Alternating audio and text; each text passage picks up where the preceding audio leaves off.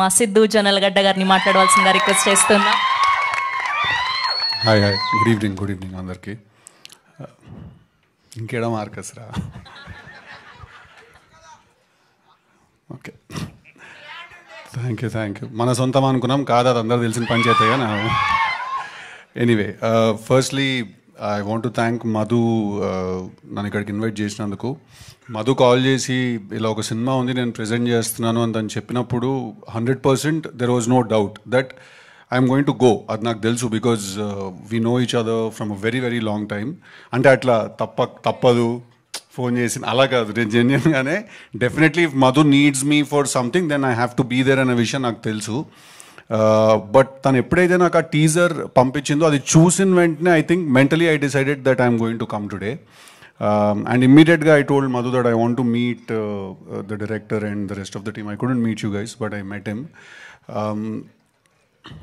బేసిక్గా టీజర్ చూసిన వెంటనే నాకు ఫస్ట్ రెండు విషయాలు చాలా చాలా ఇంట్రెస్టింగ్ అనిపించాయి. ఒకటి, the writing of the film.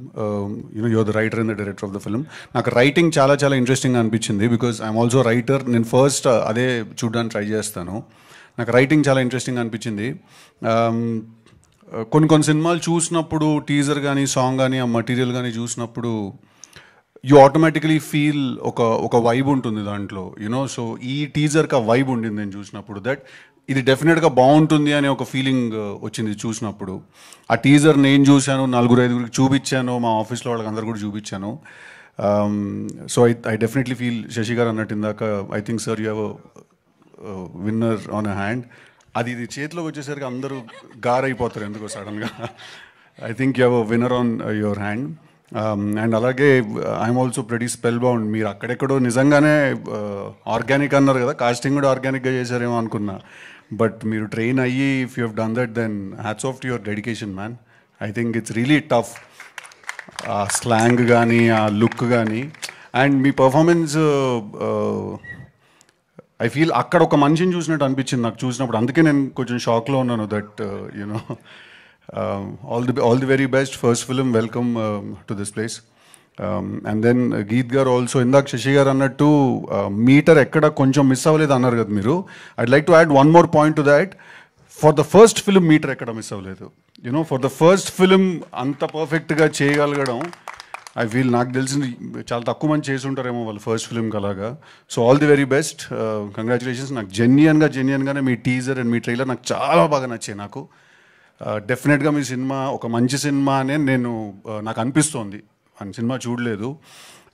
Definitely అందరూ థియేటర్కి 27th వచ్చి సినిమాని ఎంకరేజ్ చేయాలి.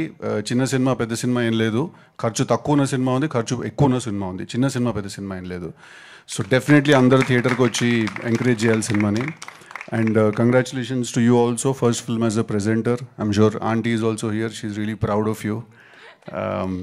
So congratulations to everyone. That's it. I'm very glad that I could come here. Rest of the team, Ravi garu, andaru, everyone, congratulations, all the very best. I'm very glad raagaliginanduku ikkada vachi na support nenu ivvagaliginanduku. All the best.